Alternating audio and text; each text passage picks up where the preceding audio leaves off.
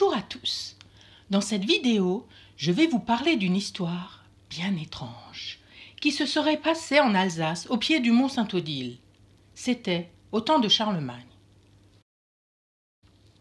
Cette histoire raconte qu'un chameau, chargé d'une grande croix contenant des reliques et accompagné de 5 chevaliers, se serait arrêté à l'abbaye de Niedermünster. Un chameau en Alsace? Étrange. Effectivement, dans la forêt environnante, le long d'un sentier appelé Sentier des Chameaux, on trouve sculpté sur des bornes en grès ce chameau chargé d'une croix.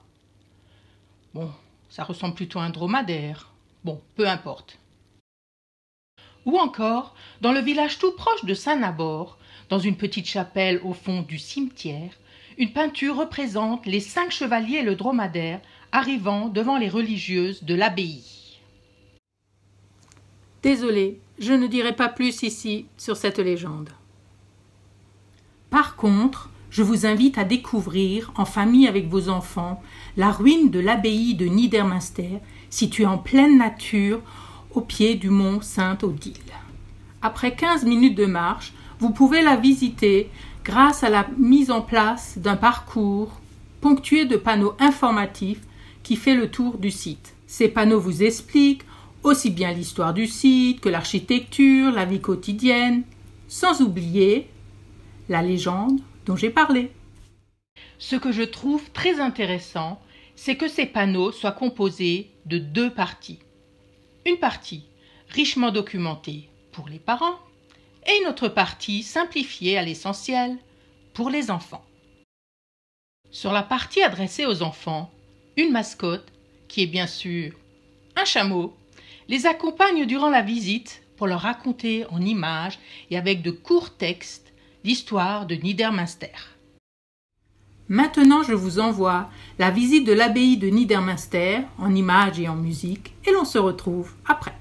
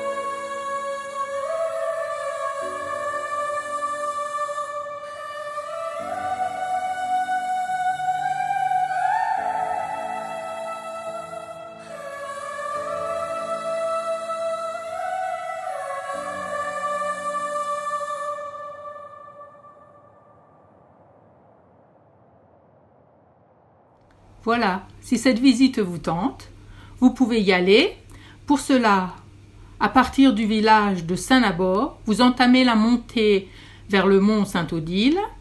Après environ 1,5 km est situé sur le côté droit un parking d'où part le chemin forestier menant aux ruines de Niedermünster. Moi, je vous propose, déjà que vous êtes à l'abbaye de Niedermünster, d'aller voir 2 chapelles. Effectivement, juste à côté de l'abbaye de Niedermünster, il y a une chapelle, la chapelle Saint-Nicolas. Vous pouvez vous y rendre à travers les pâturages. À l'époque, la chapelle Saint-Nicolas était située au centre de l'hospice où les religieuses soignaient et réconfortaient les pèlerins de Niedermünster. Le site fut abandonné après les grands incendies du XVIe siècle. Délaissée et tombée en ruine, elle est reconstruite entre 1848 et 1850 par les monuments historiques. Un peu plus loin, il y a une autre chapelle, bien plus mystérieuse car située dans la forêt, la chapelle Saint-Jacques. Pour vous y rendre, à partir de l'abbaye de Niedermünster, revenir sur le chemin forestier et prendre le chemin qui monte vers la forêt. Cette chapelle Saint-Jacques est liée à l'histoire du chameau de Niedermünster. Effectivement, une fois la mission accomplie, le chameau y reste à l'abbaye et les 5 chevaliers décident de se retirer pour fonder un ermitage proche de Niedermünster. Et 3 siècles plus tard, pour commémorer cet épisode important de Niedermünster, la chapelle Saint-Jacques a été construite à proximité de cet ermitage. Ensuite, délaissée comme sa voisine au XVIe siècle, elle n'a pas été relevée, et seule la campagne de consolidation en 1859 a permis de sauver le site. Étrangement, 2 rochers ont été gardés lors de la construction de la chapelle. Est-ce pour rappeler les 2 bosses du chameau de la légende? Ainsi s'achève cette vidéo. Si elle vous a plu, mettez un petit pouce bleu. N'hésitez pas également à mettre un commentaire. Et n'oubliez pas de vous abonner. Au revoir.